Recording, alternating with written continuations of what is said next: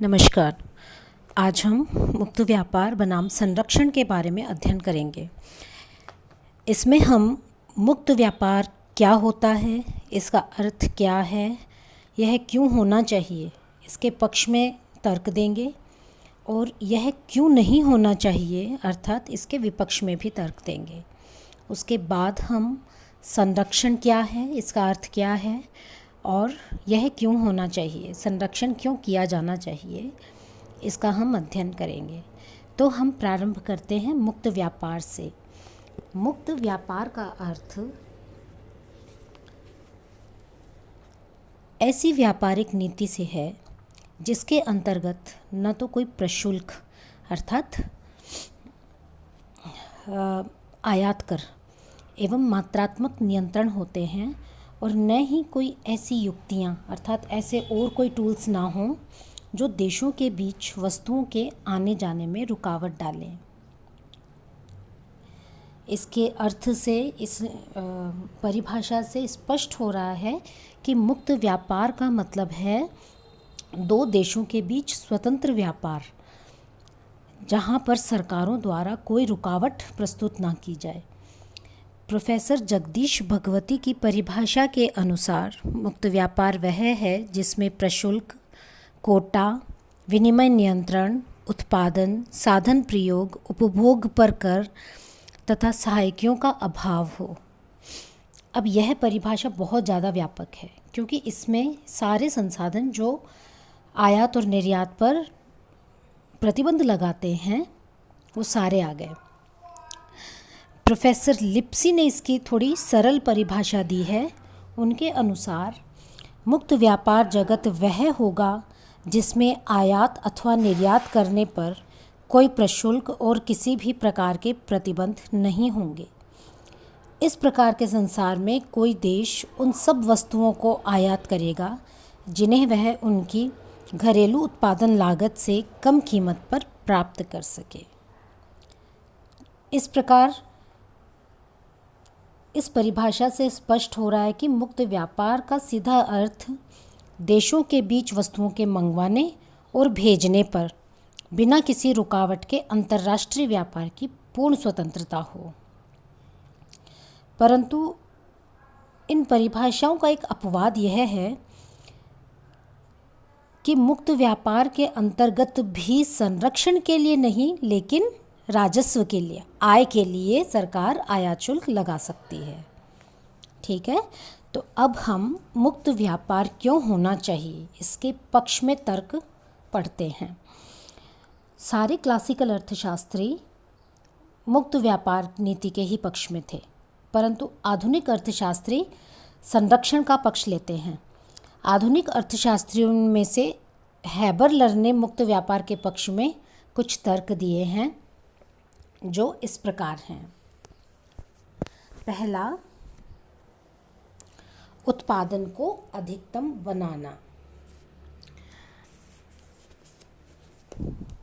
मुक्त व्यापार के पक्ष का समर्थन तुलनात्मक लाभ का सिद्धांत करता है। एडम स्मिथ ने जो सिद्धांत दिया था उसके बाद में उस पर सुधार करते हुए रिकार्डो ने तुलनात्मक लाभ का सिद्धांत दिया था।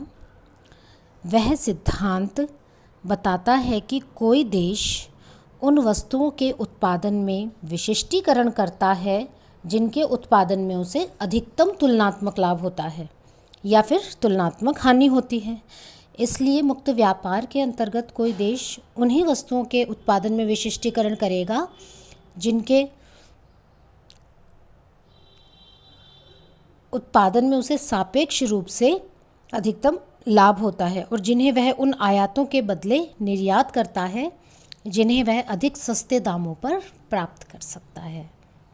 इसके परिणाम स्वरूप उन सब देशों का उत्पादन तो अधिकतम हो जाता है जो मुक्त व्यापार में भाग लेते हैं, क्योंकि व्यापार से सभी देशों को लाभ होता है।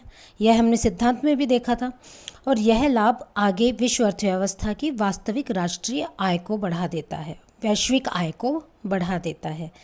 इस प्रकार मुक्त व्यापार होने से यदि सभी देश तुलनात्मक लाभ वाली वस्तु में विशिष्टीकरण करें तो पूरा वैश्विक उत्पादन जो है वो अधिकतम होगा। दूसरा तर्क है मुक्त व्यापार से साधनों का इष्टतम उपयोग होगा। साधनों का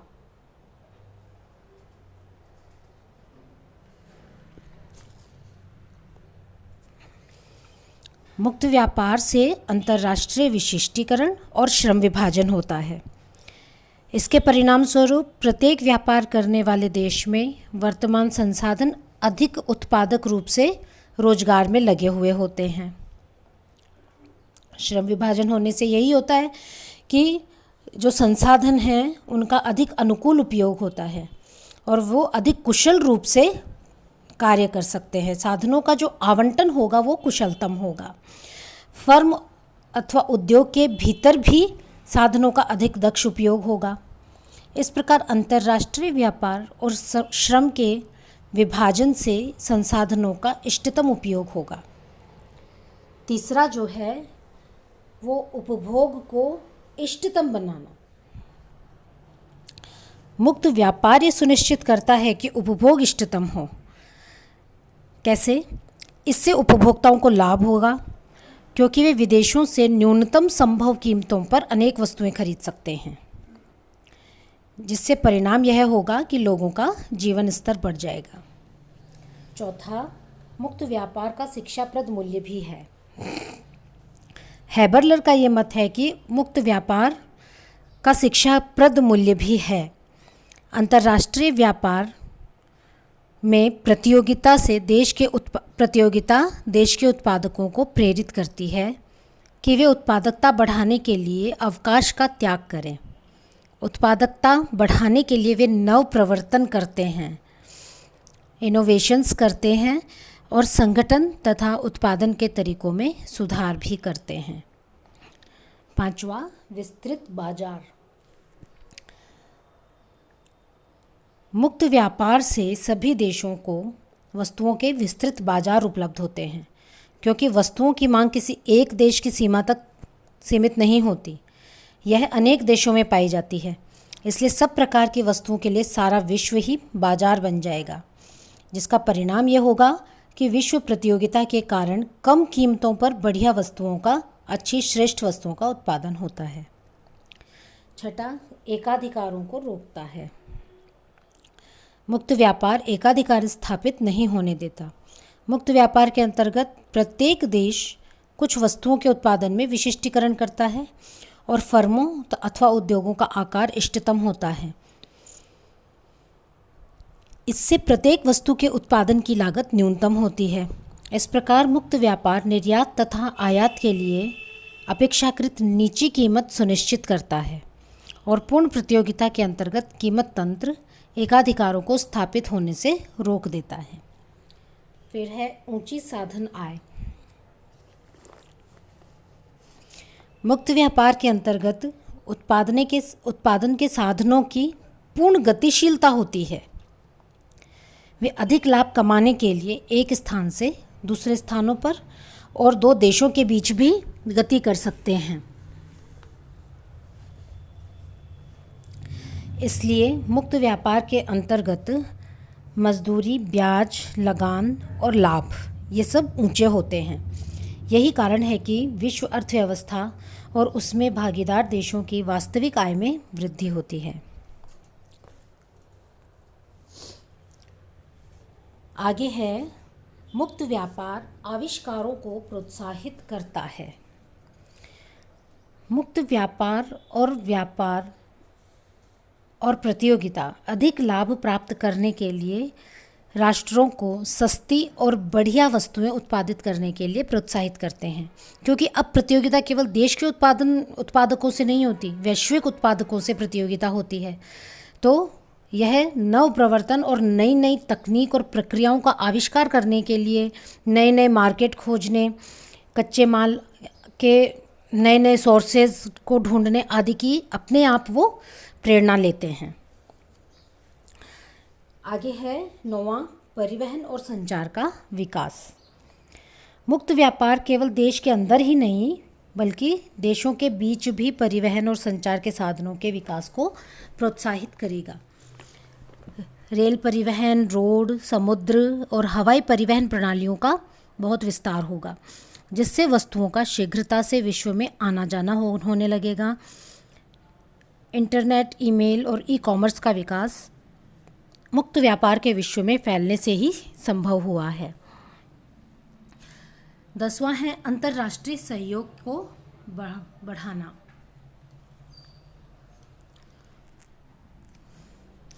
मुक्त व्यापार राष्ट्रों के बीच अंतर्राष्ट्रीय सहयोग को बढ़ाता है।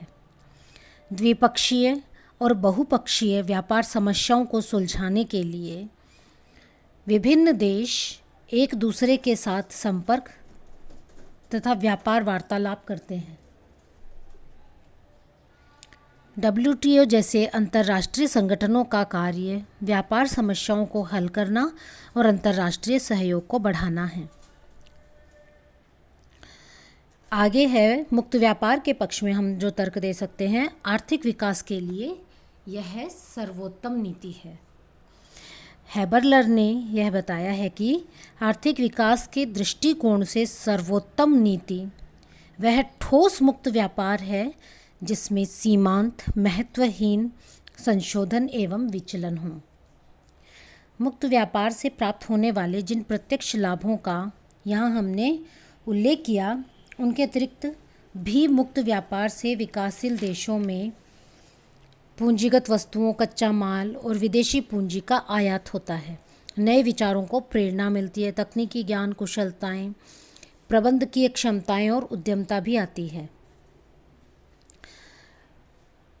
सार रूप में हम ये बोल सकते हैं कि मुक्त व्यापार स्वस्थ प्रतियोगिता को समर्थन देता है और अदक्ष एवं शोषणात्मक एकाधिकारों को रोकता है।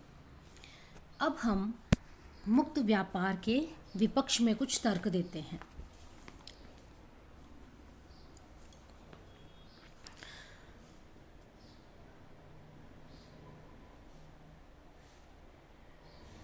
ये सब जो हमने इसके पक्ष में तर्क दिए हैं, ये सब मुक्त व्यापार के लाभों को बताते हैं। इन सब के बावजूद भी महामंदी के बाद में विश्व के देशों ने मुक्त व्यापार की नीति को त्याग दिया था। मुक्त व्यापार की नीति अपनाने में कुछ सैद्धांतिक और व्यवहारिक कठिनाइयाँ आती हैं, जो थोड़ी इस प्रकार हैं। पहली है अबंध नीति और पूर्ण प्रतियोगिता का न पाया जाना। मुक्त व्यापार पहले से ये मान लेता है कि अबंध नीति लेज़र फेयर विद्यमान है और कीमत तंत्र पूर्ण प्रतियोगिता के अंतर्गत कार्यशील है, परंतु ये स्थितियाँ आज की दुनिया में भी मौजूद नहीं हैं। एकाधिकार, क्रेताधिकार, उत्पादक संघ, अपूर्ण श्रम बाजार और प्रशुल्कों के परिणाम स्वरूप मुक्त व्यापार का परित्याग फिर कर दिया गया था। दूसरा है एक पक्षीय विकास।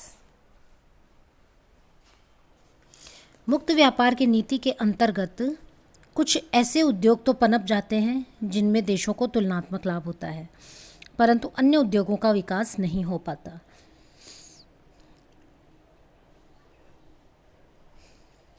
हो सकता है कि एक कृषि प्रधान देश केवल कृषि का ही विकास करे और औद्योगिक क्षेत्र की उपेक्षा कर दे, या फिर ये भी हो सकता है कि एक प्रकार के उद्योगों का विकास हो और अन्य उद्योग अविकसित रह जाएं। इसका स्वाभाविक परिणाम यह होगा कि अर्थव्यवस्था का एक पक्षीय विकास हो पाएगा। अतः मुक्त व्यापार की नीति का त्याग करना पड़ा। तीसरा, घटिया और हानिकारक वस्तुओं का उत्पादन। क्योंकि मुक्त व्यापार के अंतर्गत वस्तुओं के आने जाने पर कोई रुकावट नहीं होती, इसलिए घटिया और हानिकारक वस्तुओं के उत्पादन और व्यापार की संभावना बनी रहती है। इससे सामाजिक कल्याण घट जाएगा।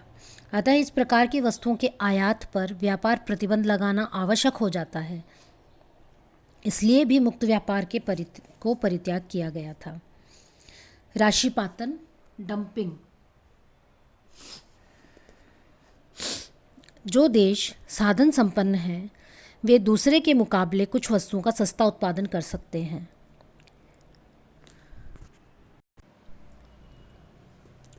जिसके परिणाम स्वरूप मुक्त व्यापार के अंतर्गत विश्व के बाजारों में गला काट प्रतियोगिता शुरू हो गई।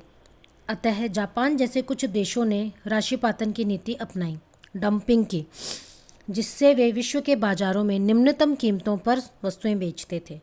स्वाभाविक रूप से इस नीति के प्रतिक्रिया के स्वरूप व्यापार के प्रतिबंध लगाए गए। एकाधिकार का जन्म।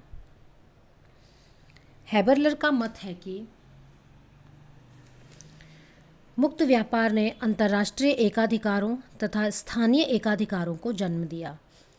मुक्त व्यापार के अंतर्गत ऐसे एकाधिकार विकसित हुए जो दूसरे देशों तथा घरेलू हितों के लिए हानिकारक सिद्ध हुए।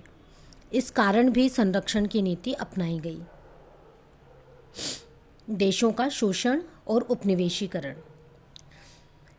अर्थशास्त्री हैबरलर के इस मत को स्वीकार नहीं करते कि मुक्त व्यापार की नीति अल्प विकसित देशों के विकास में सहायक होती है,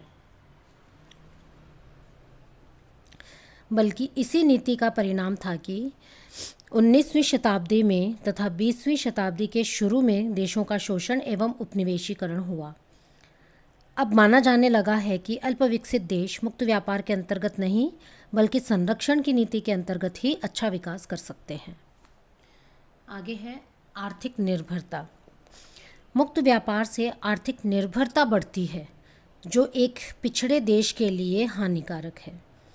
ऐसे देश को विभिन्न प्रकार के उपभोक्ता और पूंजी पदार्थ, कच्चे माल आदि के आयातों के लिए विकसित देशों पर निर्भर रहना पड़ता है। अंतिम है व्यापार चक्र। मुक्त व्यापार से अंतर्राष्ट्रीय व्यापार में उतार चढ़ाव होते हैं और देशों के बीच तेजी और मंदी फैलती है, परंतु मंदी का भय ही अधिक होता है। जैसे कि 1930 की महान मंदी हुई। अमेरिका में आई मंदी समस्त संसार में फैल गई। केवल रूस इससे बच पाया था, जो कि उस समय एक बंद अर्थव्यवस्था थी। इसके बाद अगली वीडियो में हम संरक्षण के बारे में अध्ययन करेंगे।